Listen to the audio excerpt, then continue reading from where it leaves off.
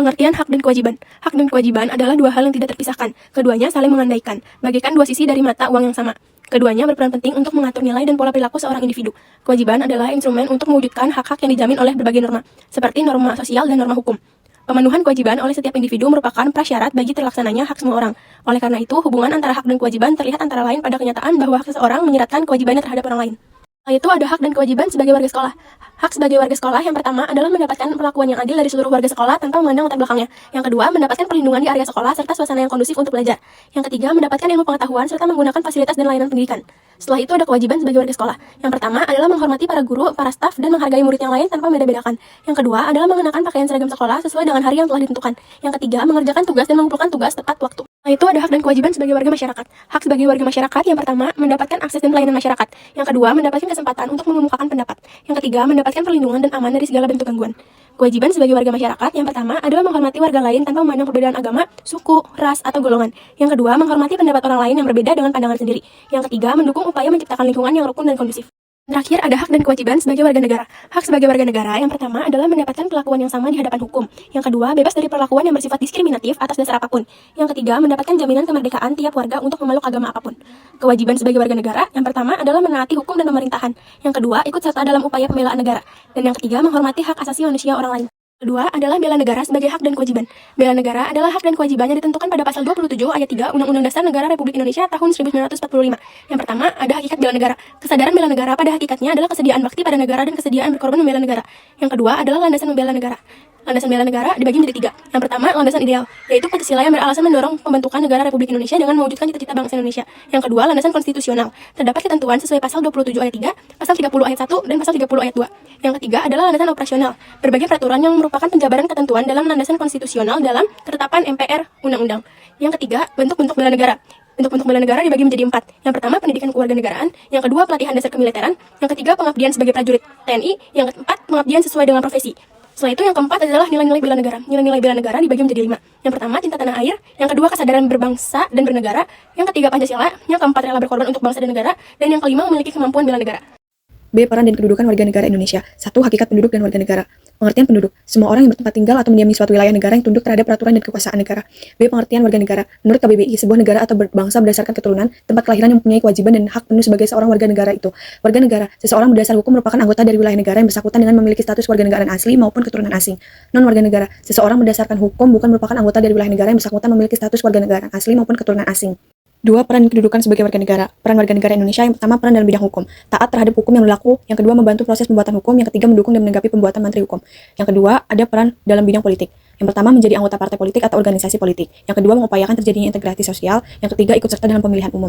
Lalu yang ketiga, ada peran bidang sosial budaya. Yang pertama, ikut serta dalam membangun daerah. Yang kedua, melestarikan budaya daerah. Yang ketiga, menghormati keanekaragaman dan masyarakat. Yang keempat, ikut serta kegiatan sosial budaya di wilayah sekitar. Selanjutnya ada peran dalam bidang ekonomi seperti turut menyantungi fakir miskin, ikut serta dalam perekonomian yang berbahasan lingkungan, menjaga diri dari orang lain agar tidak melakukan korupsi. Dan terakhir, peran dalam bidang pertahanan dan keamanan, ikut serta menjadi anggota Polri dan TNI, menjaga keamanan lingkungan sekitar, waspada terhadap oknum-oknum yang secara sadar atau tidak sadar. B. Kedudukan warga negara Indonesia. Negara Indonesia memiliki undang-undang yang mengatur tentang warga negara, yaitu Undang-Undang RI Nomor 12 Tahun 2006 tentang Kewarganegaraan Republik Indonesia, tercantum dalam pasal 26 UUD NRI tahun 1945 sebagai berikut. Yang pertama, yang menjadi warga negara ialah orang yang bangsa Indonesia asli dan orang-orang bangsa lain yang disahkan dengan undang-undang sebagai warga negara. Yang kedua, penduduk ialah warga negara Indonesia dan orang asing yang bertempat tinggal di Indonesia. Yang ketiga, hal-hal mengenai warga negara dan penduduk diatur dalam undang-undang.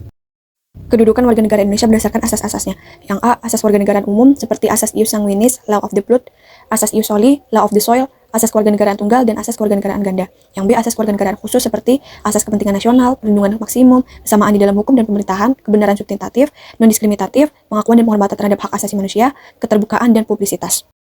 Kewarganegaraan. Berdasarkan pasal 26 UUD NRI tahun 1945 menyatakan orang yang dapat menjadi WNI sebagai berikut. A. Orang-orang bangsa Indonesia asli. B. Orang-orang bangsa lain yang disahkan dengan undang-undang menjadi warga negara. Berdasarkan pasal 9 UU RI No 12 tahun 2006, permohonan kewarganegaraan dapat diajukan oleh pemohon jika memenuhi persyaratan sebagai berikut. A. Telah berusia 18 tahun atau sudah menikah. B. Pada waktu pengajuan permohonan sudah bertempat tinggal di wilayah negara Republik Indonesia paling singkat 5 tahun berturut-turut atau paling singkat 10 tahun tidak berturut-turut. C. Sehat jasmani dan rohani. D. Dapat berbahasa Indonesia serta mengakui dasar negara Pancasila dan UUD NRI tahun 1945. E. Tidak pernah dijatuhi pidana karena melawan tindak pidana yang diancam dengan pidana penjara 1 tahun atau lebih. F. Jika dengan memperoleh kewarganegaraan Republik Indonesia tidak menjadi berkewarganegaraan ganda. G. Mempunyai pekerjaan atau berpenghasilan tetap. H. Membayar uang kewarganegaraan ke kas negara. Masalah kewarganegaraan. Perbedaan dasar dalam menentukan kewarganegaraan dapat menimbulkan masalah status kewarganegaraan sebagai berikut. 1. Apatride. Seseorang tidak memiliki status kewarganegaraan. Hal ini dapat terjadi jika orang tersebut lahir dari orang tua yang negaranya menganut asas ius soli, tetapi lahir di negara yang menganut asas ius sanguinis. 2. Bipatride. Seseorang yang memiliki dua kewarganegaraan. Hal ini dapat terjadi apabila orang tersebut berasal dari orang tua yang negaranya menganut asas ius sanguinis dan ia lahir di negara yang menganut asas ius soli. 3. Multipride. Seseorang memiliki lebih dari dua status kewarganegaraan. Hal ini dapat terjadi seseorang yang tinggal di perbatasan antara dua negara. Terdapat dua sistem dalam menangani hal di atas, yaitu sebagai berikut. 1. Stem cell pasif. Seseorang dapat secara otomatis menjadi warga negara tanpa harus melakukan tindakan hukum tertentu. 2. Stem cell aktif. Seseorang perlu melakukan tindakan hukum tertentu untuk memiliki status kewarganegaraan. Hilangnya kewarganegaraan Indonesia. Berdasarkan UU RI No 12 tahun 2006, warga negara Indonesia kehilangan kewarganegaraannya jika terjadi salah satu sebagai berikut. 1. Memperoleh kewarganegaraan lain atas kemauannya sendiri. 2. Tidak menolak atau tidak melepaskan kewarganegaraan lain, sedangkan orang yang bersangkutan mendapat kesempatan untuk itu. 3. Masuk dalam dinas tentara asing tanpa izin terlebih dahulu dari Presiden. 4.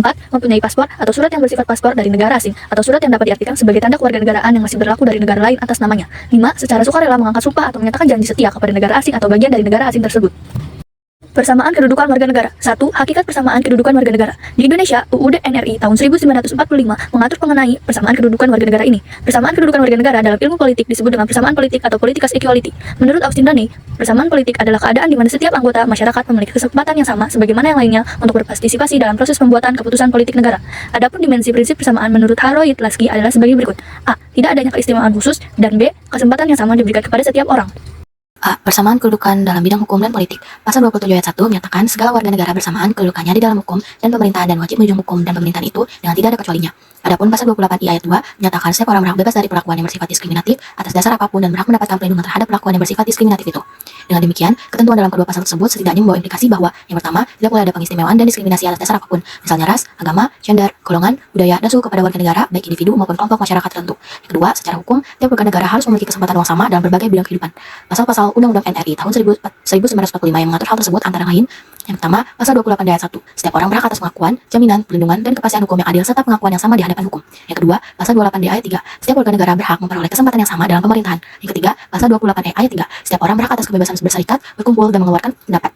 Yang keempat, pasal 28G. Setiap orang berhak untuk bebas dari penyiksaan dan perlakuan yang merendahkan martabat manusia dan berhak memperoleh suaka politik dari negara lain. B. Persamaan kedudukan dalam bidang ekonomi. Di dalam bidang ekonomi, tidak boleh ada pengistimewaan dan diskriminasi terhadap warga negara, baik selaku individu maupun kelompok tertentu dalam berbagai kegiatan ekonomi. Contoh perwujudan prinsip persamaan dalam bidang ekonomi, adanya ketentuan yang sama bagi semua warga negara mengenai berbagai perizinan usaha. Pasal-pasal Undang-Undang NRI tahun 1946 terkait persamaan kedudukan dalam bidang ekonomi berikut. Yang pertama, pasal 27 ayat 2 menyatakan bahwa tiap-tiap warga negara berhak atas pekerjaan dan penghidupan yang layak bagi kemanusiaan. Yang kedua, pasal 28C ayat 1 pada bagian setiap orang berhak untuk mengembangkan diri melalui pemenuhan kebutuhan dasarnya.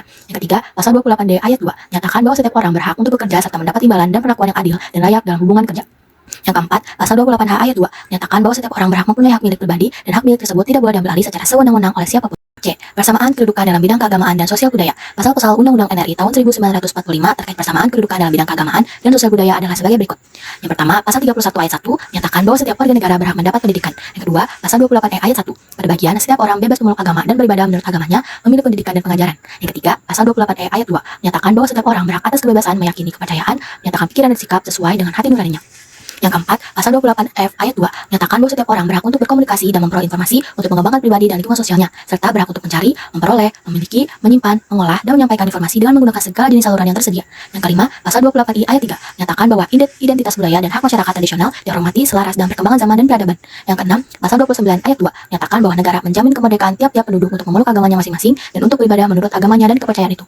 D. Persamaan kedudukan dalam bidang pertahanan dan keamanan. Di dalam bidang pertahanan dan keamanan tidak boleh ada pengistimewaan ataupun diskriminasi terhadap warga negara, baik selaku individu maupun kelompok dalam berbagai urusan pertahanan dan keamanan. Semua warga memperoleh kesempatan yang sama untuk berpartisipasi dalam aktivitas pertahanan dan keamanan negara.